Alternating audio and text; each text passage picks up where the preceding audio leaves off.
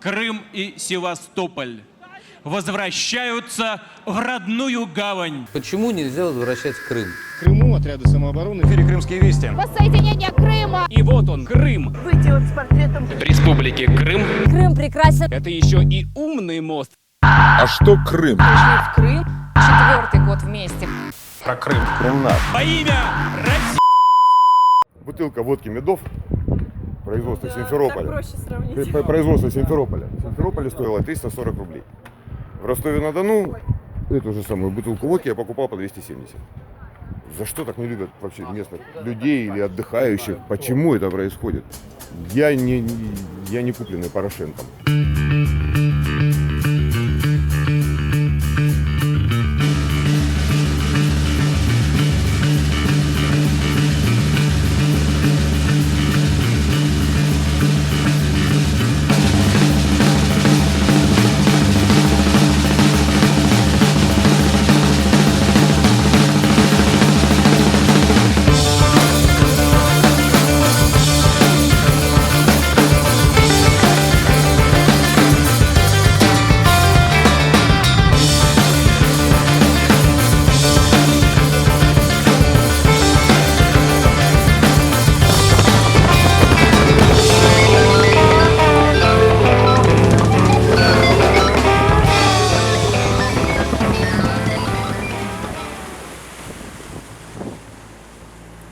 До недавнего времени у русского человека всегда был повод пострадать в родной стране. Коррупция, плохие дороги, низкие зарплаты и высокие цены.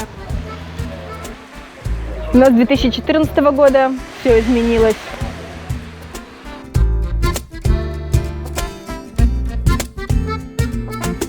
Теперь у каждого гражданина России появилась уникальная возможность знать о тех же самых проблемах, но уже в Крыму, не выезжая из родной страны. Раньше я никогда не задумывалась, в какой стране находится Крым. С Крымом связано практически все мое детство. Меня сюда постоянно привозили, я здесь росла. Вот по этой улице я обожала ходить босиком. Вот на этом пляже я попробовала самую балдежную кукурузу. А вот здесь меня потеряли. Я не спасатель вообще. Я человек, который говорю в микрофон, мне не платят за это деньги, абсолютно мне за это не доплачивают. Были моменты, когда рядом с нами играл ребенок на протяжении полудня, потом спустя 6 часов приехал дедушка на роликах и сказал: «Ой, внучок, вот ты где, кушать хочешь?» «Да, деда, хочу». И они вдвоем уехали. Абсолютно пьяный, вальяжный папа может подойти и сказать: «Здравствуйте, а вы не видели здесь моего сына?» Мальчик ищет свою маму, а я знаю, что его мама лежит мертвая на набережной в 20 метрах дальше, накрытая простынью. А были такие случаи? Нет, это я только что придумал.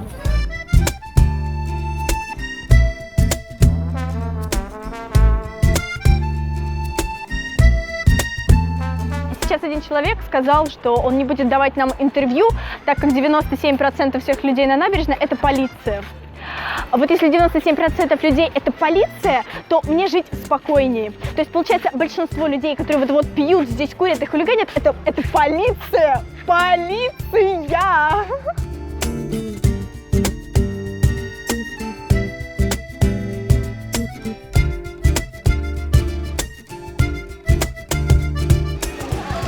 Мне кажется, это мент. Это заказной. Это короче, по-любому полиция. Вот он курит. Я его прям вот сразу узнала.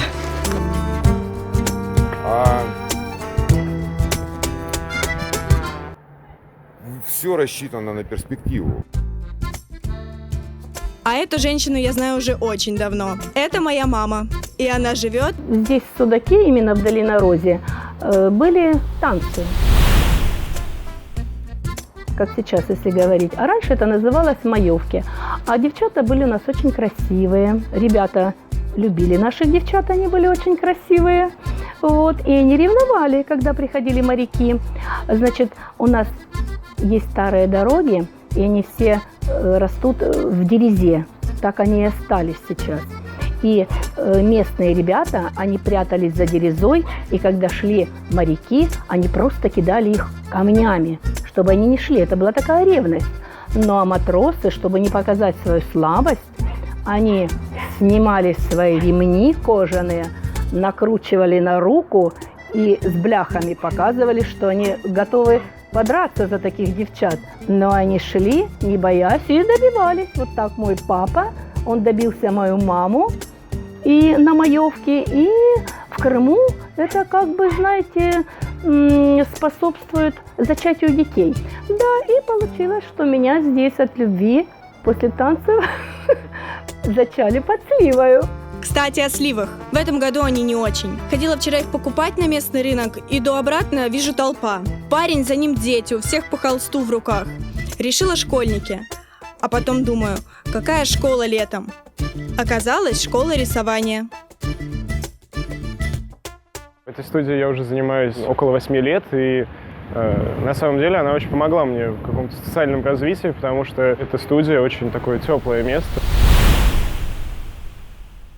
где я как бы познакомился со многими своими друзьями, и вот Татьяна Вячеславовна на самом деле один из моих очень хороших друзей.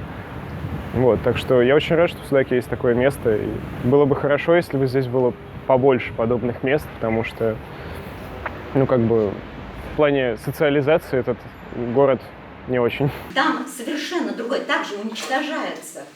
Что? Душа человеческая уничтожается. Ну, хоть она подбирается. У тебя звезда в лбу начнет гореть. Ты нет, причем чакры. Слушай, глаза как не твои. Такое тоже бывает. Мне просто очень интересно. Ты посмотри. Приятно. Ребят, это не то, что научились. Вот, понимаете, вот вы как вот учились говорить? С детства. Ну вот, понимаешь, вот ты тоже рисуешь как, двигаешься, ты танцуешь как.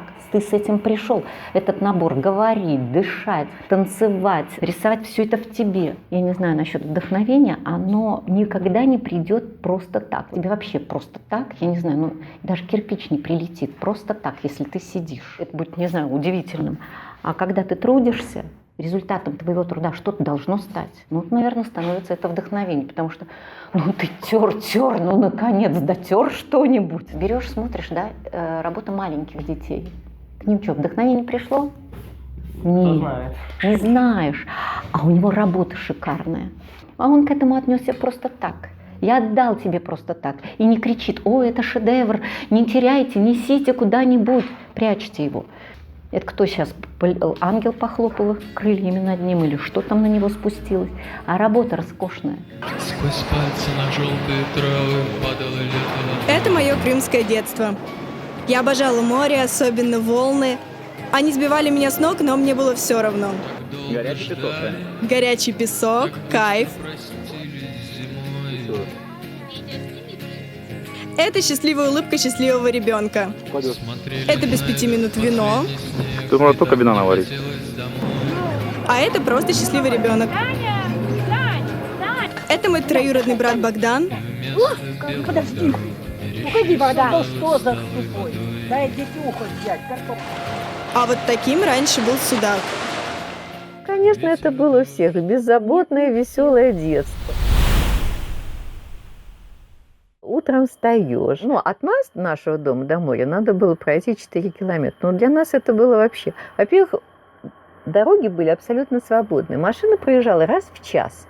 Если проходил дождь, нам далеко было бежать к морю. Мы здесь на дороге на асфальте ложились в лужах. У нас это было уже свое море. У нас где-то с мая месяца начинался сбор розы. Вот это было, конечно, самое прикольное. То есть нас всех поднимали. В 4 часа утра давали нам холщовые сумки через плечо. И вот нам надо было всем собрать вот такие вот лепесточки, бутончики роз. Руки, конечно, все были сколоты. Нам платили за килограмм собранной розы 10 копеек. Выдавались такие маленькие квитанции, на нем писалось: роза, розовая, 10 копеек, столько-то килограмм. Потом мы приходили в контору, сдавали эту квитанцию, нам выдавали деньги. Мы получали по 2 рубля. Это было сумасшедшие деньги, вы гуляли неделю. Ну да, любят наши называть. Крым – это край, напоминающий рай. Ну, это действительно рай. Убедитесь вы в дальнейшем, побывав в 3 бухтах. Первая бухта зеленая, вторая синяя и третья голубая. Где снимались знаменитые фильмы 3+2, если помните. Значит, там как раз находится знаменитый грот Шаляпина. Там снимался знаменитый фильм «Человек-амфибия». Самая красивая бухта, конечно, это бухта Голубая. Ребят, можно на минутку поставить? Не сильно торопитесь, одну минуточку, я сейчас расскажу. Значит, третья бухта – это бухта Голубая, самая красивая бухта. Если подойти к проходной, казалось бы, а где завод? Завода-то и нет. Вот здесь рядышком находится храм святителя Луки. Когда царь приехал сюда и увидел эту красоту, он сказал: батюшки, это ж Новый Свет. Именно царь Николай II назвал поселок Новый Свет.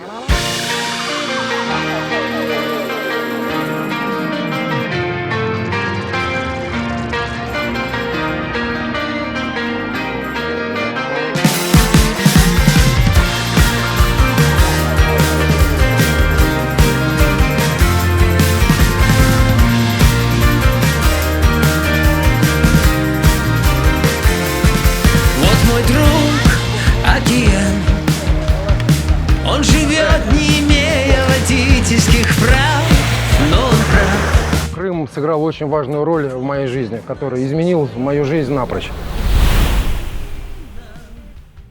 А вот можете сказать, как он изменил вашу жизнь? Это очень долго, ребят, это целый фильм. Вот пока Крым не стал российским, у меня не было возможности сюда попасть. Но как он стал им, я смог увидеть красоту именно действенного мира, именно земли обетованной. Я влюбился в это место, и каждое утро, когда я сюда приезжаю, как Николай II сказал, вижу новый свет всегда в новом свете. Именно эта красота дает мне силы, дает мне позитива, дает улыбки, дает мне возможность подарить любовь, которую я чувствую к этому месту, и чтобы я смог ее передать отдыхающим, туристам. У меня все было, все хорошо, и сейчас у меня все есть. У меня есть Крым. И это именно сила, а сила в Крыму. Вы сами знаете, кто владеет Крымом, можно сказать, тот владеет миром. Потому что если посмотреть на карту мира, то Крым выглядит как орден на груди. И чтобы получить такой орден, нужно немало крови пролить. И вы сами знаете, Севастополь. Мы много лет отдыхаем в Крыму. Всей семьей нам очень нравится. Рады, что туристов поток все больше и больше. Хотелось бы, конечно, чтобы чуть лучше стал сервис, чуть качественное обслуживание, ну и по возможности, чтобы цены были чуть ниже. Но это уже так. Перед как раз осенью 13-го здесь сказать, чтобы изменился, мы не скажем. Ну, отдыхающие, да, отдыхающие. Но телефоны были украинские, стали русские. Цены стали выше. Сходила в магазин ближайший за дежурными покупками, и вышла сумма чека 2934. Потому что я купила сгущенное молоко, просто молоко, шарики шоколадные. Но суть не в этом. Одна баночка колы. Одна, которая стоит 69 рублей. Что здесь? Кока-кола. 25 штук. 1587 рублей. 1500 рублей, 25 банок колы, извините. Не проживешь. Вот про местных жителей. Я как жил в жилье для рабочих по 150 рублей, так и живу. Я приезжаю сюда зарабатывать, и где уже мне сравнивать цены на балы этого года и прошлого? Одно есть очень неприятное, но большое количество людей, которые приезжают и со своим каким-то внутренним, может быть, хамством. А вот кто ты, мальчик? И это я не говорю, не мальчик, говорю, я сейчас могу выйти, развалить тебе башню. Вполне возможно, я выгляжу со стороны как брутальный, но на самом деле у меня 2 высших образования и... Братан, обалденный. Мы такие шли и ночью, короче, енота встретили. А, ты увидел, да? Ну, конечно. Немного енота. Зачем вы за***ли пол-рулона моего скотча, чтобы обмотать себе правую ногу выше колена? Это для похудения. Для похудения? Да. То есть вы худеете над коленкой на правой ноге? То есть правая нога у вас слегка толстовата. Мне приходится подстраиваться под ту или иную категорию регулярно. В целом, судак как судак. Может, конечно, и судак как судак, но какой климат и природа. А сколько роскошных гор. Есть гора Белая Сопка, Сокол, Перчем. самая высокая гора в Судаке. Есть гора Лягушка. Маленькая лягушка ползет вверх по большой. Каждый местный знает, когда маленькая доползет до верха, в Крыму наступит коммунизм. А при коммунизме все будет зашибись, все наступит скоро, надо только подождать. Есть еще и гора Ленин, хотя многие не замечают сходства с вождем. Голова Ленина. Кстати, я хочу сказать, что когда мы были маленькие, я никогда не обращала внимания, что она похожа на голову Ленина. Это буквально вот в течение каких-то вот последних лет мы вдруг обратили внимание, что вот такой сократовский лоб, маленький носик, бородка. А до этого, ну, гора и гора. Все идет по плану.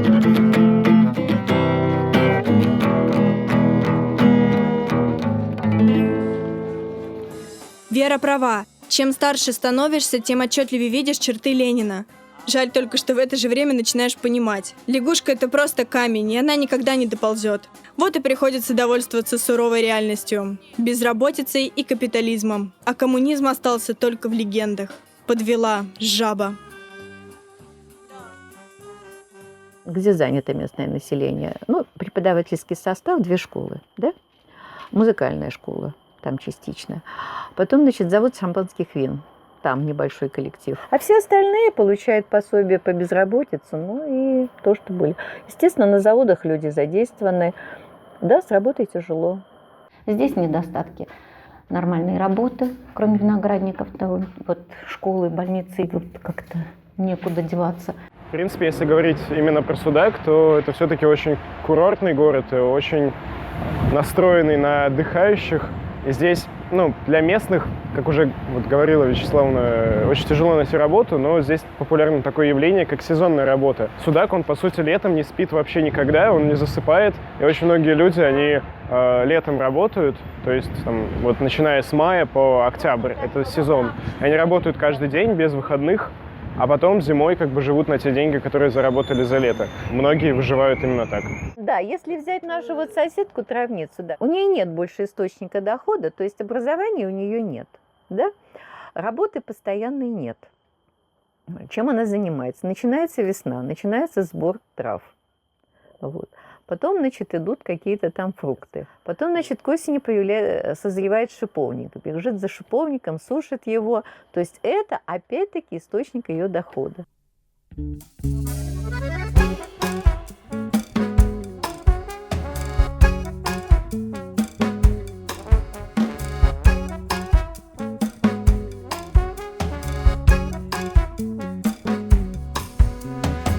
Сейчас я работаю в городе Судак. Продаю билеты на экскурсии в Севастополь, в Ялту. Огромной популярностью пользуются экскурсии по городу. Я думаю, что самая необычная экскурсия – это та экскурсия, которая связана с винной дегустацией. Не знаю, кому как. Вообще, на географическом факультете я обучаюсь по специальности туризм. Здесь я только подрабатываю. Самая необычная экскурсия уже не существует. Долина роз, так она называется. Волшебное место, где стоит сладкий приторный запах розы. Теперь это обычная, ничем не примечательная деревня. Глушь, за экскурсию в которую жаль отдавать даже 11 рублей. Место, где я выросла. Долина без роз. Просыпался, это было действительно запахи, именно долина роз. Были очень ароматы такие, дышать, кружилась голова от эфиров. Все комнаты были наполнены эфирным маслом. Это так и есть на самом деле. И вот когда уже начался развал Союза, когда стали республики отделяться, совхоз стал умирать, директор погиб. Вот, причем погиб при таких загадочных обстоятельствах, были разборки. Роза идет 2 способами обработки. Это холодная и настой спирта. Заливают спиртом. Вот он поехал выяснять, куда же делись деньги за спирт, ну и больше сюда не вернулся. Привезли его уже. Они садятся, автобус, написано «Долина роз». А у них возникает вопрос: да дай же я проеду в эту долину роз, да дай же я посмотрю эти розы. Они выходят из автобуса и говорят: женщина, а где же эта долина роз на конечной остановке? А сидит эта женщина и говорит: а нет, остался только ковыль да полынь. 13-14 год я работала в Генуэзской крепости. Во время прогулки можно было найти какую-нибудь уникальную вещь. Очень много было всяких черепков, которых можно было найти там. Вот, причем это так, особо не утруждаясь. Ну а когда раскопки велись, там вообще очень много всяких интересных вещей. В пределах Генуэзской крепости есть девичья башня. В детстве мне рассказывали историю о девушке, которая полюбила простого парня-пастуха, но отец не позволил им быть вместе. Его дочь должна была выйти замуж за богатого жениха. Она противилась этому, и отец втайне убил ее возлюбленного, а девушка от отчаяния сбросилась с башни в море. Очень странно, я лишь однажды слышала эту легенду, но каждый раз, гуляя по крепости, вспоминаю ее. Поэтому именно вам советую приезжать в Крым. У нас здесь все замечательно, все красиво, все прекрасно. Увидите многое. Очень сложно стало понимание, как пойти в больницу. То есть, если ты раньше просто приходил, заходил, сейчас какие-то новые правила, очень много условностей появилось. В принципе, то есть, как бы, если с этим не сталкиваться ни с чем, то вроде ничего, все хорошо. Давайте так скажем. Вот про медицину я ничего говорить не буду, потому что я, как пациент, туда никогда не обращалась. Когда у меня болела мама, всю необходимую помощь я получила. Я не знаю, квалифицированная она была или нет. Мама была в возрасте. Все, что могли сделать ей для 84 лет, они ей делали. Журналистика журналистикой, а отдых по расписанию.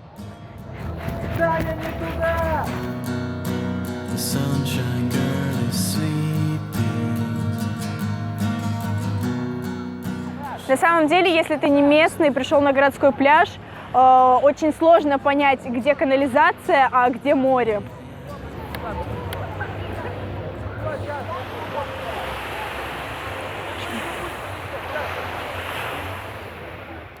Я же говорила, вот почему у нас сейчас нет постоянной воды, потому что у нас забрали вот эту линию из Карагача. Я так поняла, что мы уже конечная точка, и до нас доходят уже остатки. Вот. Под плохим напором. То есть с водой проблемы. То есть вот, допустим, у нас воду подают с 2 до 6, 4 часа. Все остальное время у всех стоят накопители, мы к этому уже привыкли. Да, когда-то было, что круглые сутки. Сейчас, к сожалению, этого нет. С водой у нас проблемы. Вот особенно сейчас, когда сезонная зависимость, если нет дождей, то у нас просто катастрофа. Ну вот уже экономим. Я знаю, что под дерево надо налить минимум 5 ведер воды. Вот ровно 5 ведер воды под каждое дерево льешь. Нет, наверное, каждый имеет свое какое-то маленькое подсобное хозяйство. Здесь невозможно, конечно, прожить. Особенно если вот один рынок, отдаленность. Те, которые живут на берегу моря, они, естественно, никогда не будут этим заниматься. А те, которые, вот, допустим, в селах, то это просто у них жизненная необходимость, потому что ехать 20 километров на рынок за пучком укропа или там морковки, конечно, никто не будет. В Крыму всегда проживало много народов, и конфликтов на национальной почве избежать редко удается. Пример из жизни. Моя подруга тоже живет в долине Рос. Познакомилась с парнем, он ей понравился, обменялись телефонами. Спросила, как зовут, ответил Алим. Неожиданно. «Ты же русская, зачем тебе какой-то татарин?» — сказала ей мама. Дальше мы идем, значит, такой низкий заборчик, красиво подстриженные кустики, цветут розы, домик такой беленький. Мы знали, что здесь живут немцы. А дальше мы, значит, шли, красиво увитый виноград, инжир, много зелени. Мы знали, что здесь живут крымские татары. А дальше мы идем. Дом разбомбленный, забора нет, козы ходят. Это живут казахи. Они подогревались всегда на национальной почве, конфликты. Вы же знаете, что здесь живут русские, украинцы, татары. И вот нас сталкивали, татар с русскими. В определенный момент в студию вообще татары не ходили, да и сейчас, видите, не очень много. На дорогах, если идет столкновение татар и русских, кто выиграет?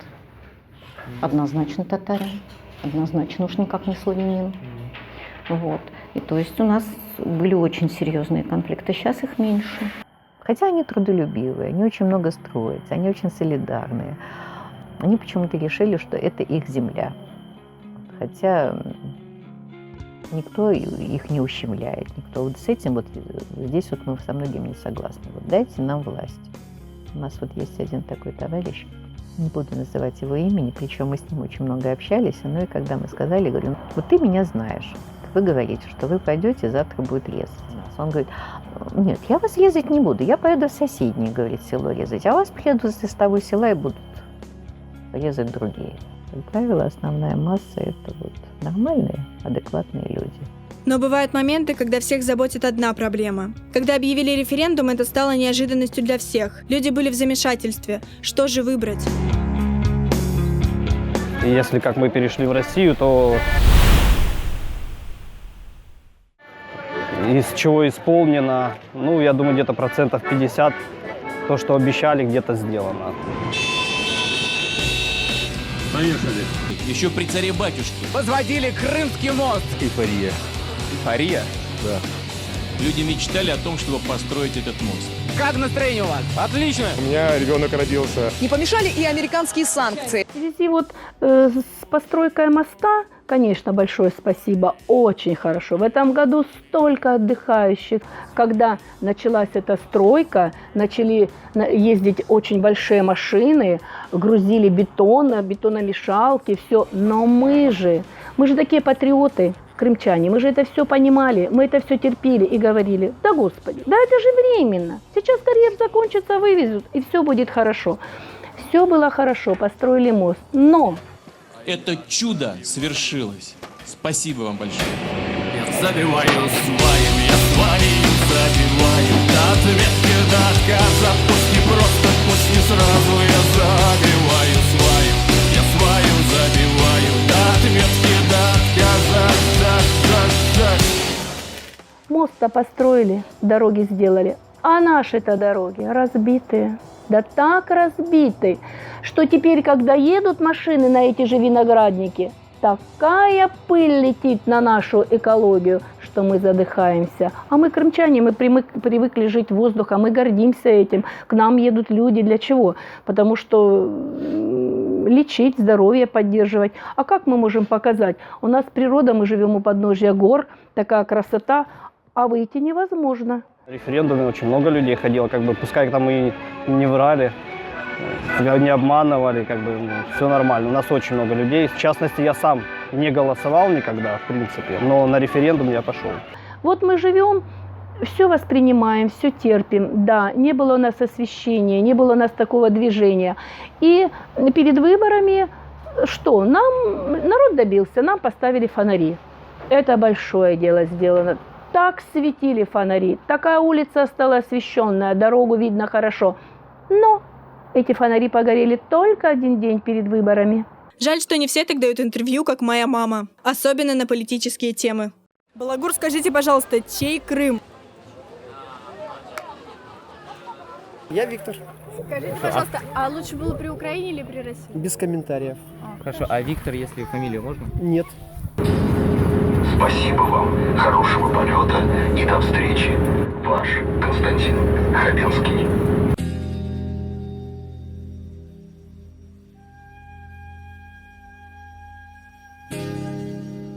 Крым для меня это пустыня, можно так сказать, потому что, я не знаю, не привык к такому.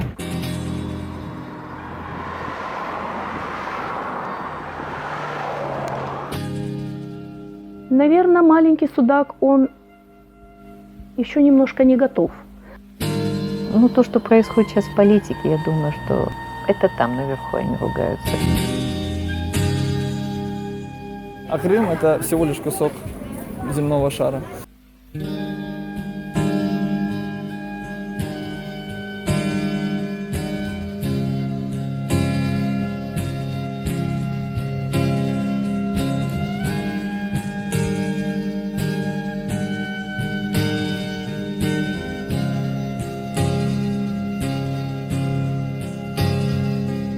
Люди часто думают о политике, но политика не думает о людях. Когда в следующий раз вас спросят, чей Крым, вы знаете ответ. Просто иногда думаешь, кто нами правит? Мы вот как-то предоставлены сами себе. Вот мы как те пешки. Вот переставляют нас, мы идем. Шаг влево, шаг вправо, все мы выполняем. Но хотелось бы, чтобы не оставили нас.